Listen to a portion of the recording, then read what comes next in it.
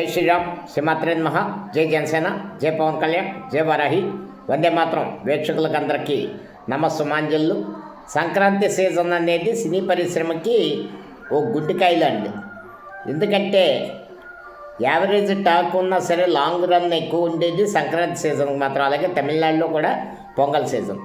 ఇటువంటి సమయంలో తెలుగులోని మరి తమిళంలోని కూడా పెద్ద హీరోల సినిమాలు కానీ చిన్న హీరోల సినిమాలు విపరీతంగా రిలీజెస్ ఉన్నాయి. అయితే ఎప్పటికప్పుడు ప్రతిసారి సినిమా రిలీజ్ ముందు టికెట్ రేట్ల గురించి తెలంగాణలో రేట్లు పెంచమంటే హైకోర్టుకు వెళ్ళి రాజాసాబు మనశంకర ప్రసాద్ గారి సినిమా నిర్మాతలు అప్రోచ్ అయ్యారు. దాని తెలంగాణ హైకోర్టు కూడా తగిన ఇది ఇచ్చింది. హోంశాఖని కార్యదర్శిని నిర్ణయం తీసుకోమని. సరే, ఇది ఒక పార్ట్, ఒక మెగా ఫీస్టు.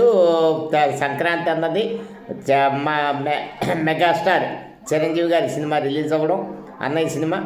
అలాగే ప్రభాస్ రాజాసాబ్ సినిమా రిలీజ్ అవ్వడం, అలాగే రవితేజ ఇతరత్ర మిగిలిన నవీన్ పోల్శెట్టి వీళ్ళ సినిమాలు రిలీజ్ అవ్వడం అందరికీ కనువిందు చేసే విషయం. సినిమా టికెట్ రేట్ల విషయం తర్వాత మాట్లాడుకుందాం.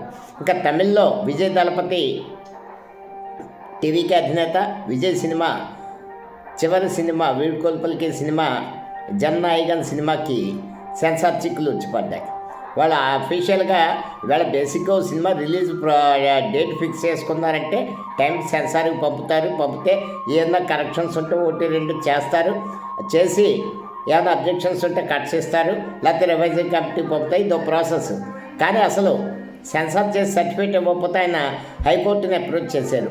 వాళ్ళు జనవరి 9 రిలీజ్ డేట్ ప్లాన్ చేసుకున్నారు. దాని ప్రకారం బిజినెస్ అయిపోయింది. దాని ప్రకారం ఏదైతే సినిమా థియేట్రికల్ రిలీజ్ ఉంటుందో ఆ డేట్కి ఎన్ని రోజులు ఉన్నాయి ఇప్పుడు నాకు సరిగ్గా ఐడియా లేదు, కానీ ఓటీటీ కంటెంట్లో రిలీజ్ ఇవ్వాలి.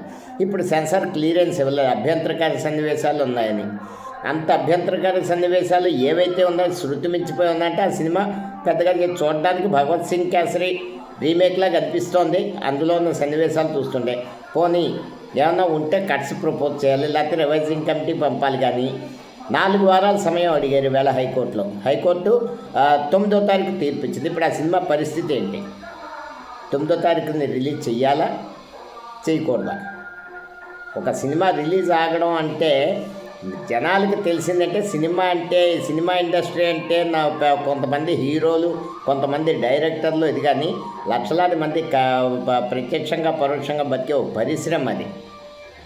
ఇటువంటి సమయంలోని ఇది ఖచ్చితంగా అయితే తెలంగాణలో తమిళనాడులోని విజయ్ సినిమా విషయంలో అయితే ఖచ్చితంగా ఇది కక్ష సాధింపు చర్యలాగే కనిపిస్తుంది. ఈ మధ్యకాలంలో లేవు, కానీ పూర్వం ఇందిరాగాంధీ టైంలో కిసా కుర్సీకా సినిమా కానీ హిందీలోని, అలాగే ఎన్టీఆర్ బొబ్బిలిపులి సినిమా విషయంలో కానీ సెన్సార్ చిక్కులు ఎదురుపడితే అది వేరే రకంగా పరిష్కరించుకున్నారు.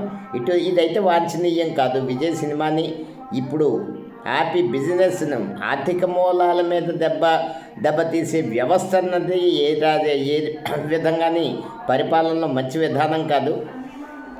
కాబట్టి దానికి ఉన్న అడ్డంకులు తొలగించి సినిమాను త్వరితగతిన రిలీజ్ చేయాలి. ఒక పండగ సీజన్, సంక్రాంతి సీజన్ మిస్ అయితే అలాంటి సీజన్ మళ్ళీ సమ్మర్ సీజన్ వరకు దొరకదు. పెద్ద హీరోల సినిమాలకి బడ్జెట్ ఎక్కువ అవుతుంది. బడ్జెట్ రికవరీ అవ్వాలంటే వెంటనే పెద్ద సీజన్ వచ్చే వరకు ఆగాల్సిందే.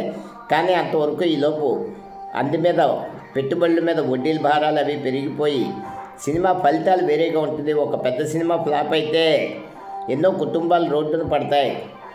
సరే, ఇంకా తెలుగు సినిమా విషయానికి వద్దాం.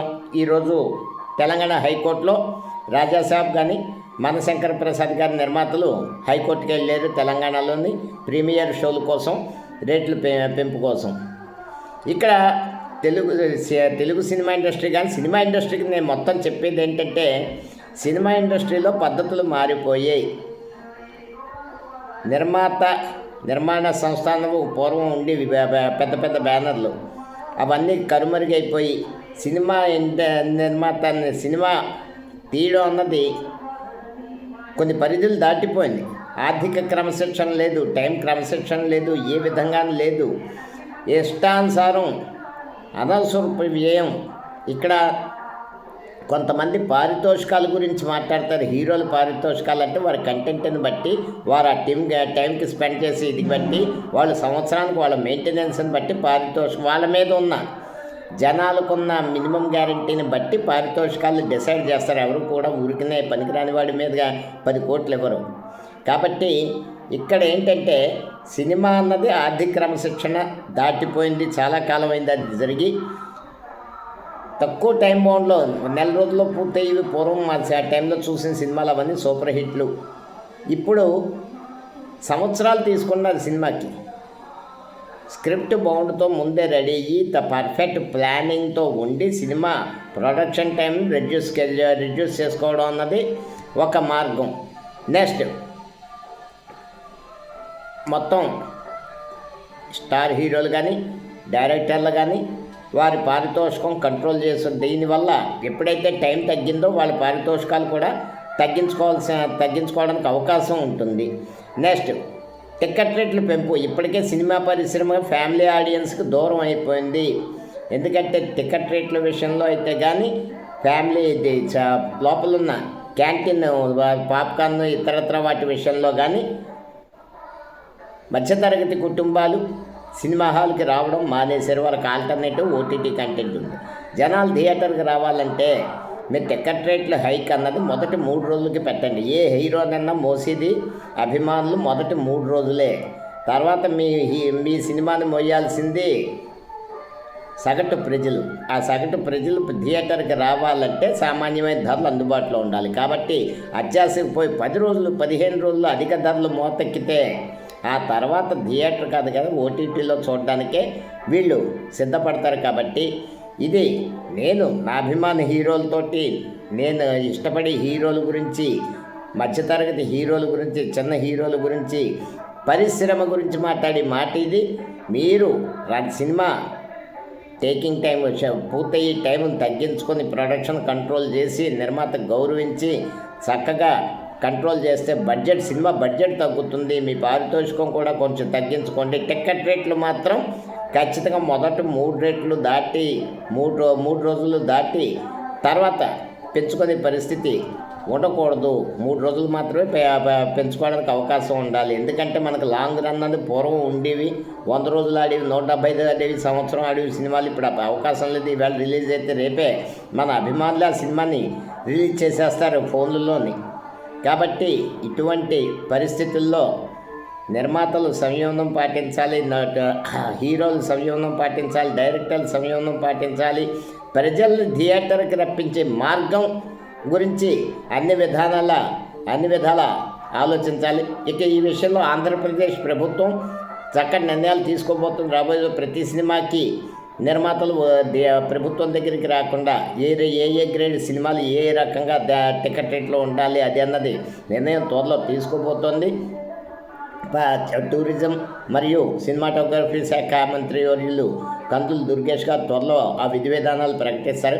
ఏది ఏమైనా సినిమా ప్రజలకు చేరువులుగా ఉన్నంత కాలమే సినీ పరిశ్రమ బతుకుతుంది. వన్స్ ప్రజలు సినీ పరిశ్రమకు దూరం అయిపోతే సినీ పరిశ్రమ బతికి కట్టడం చాలా కష్టం. ఏదేమైనా టీవీకి అధినేత విజయ్ నటించిన సినిమా సకాలంలో రిలీజ్ అయ్యి దాని మీద పెట్టుబడి పెట్టిన వాళ్ళందరూ కూడా సేఫ్ జోన్లోకి వెళ్ళాలని కోరుకుంటూ వందే మాతరం. జై హింద్.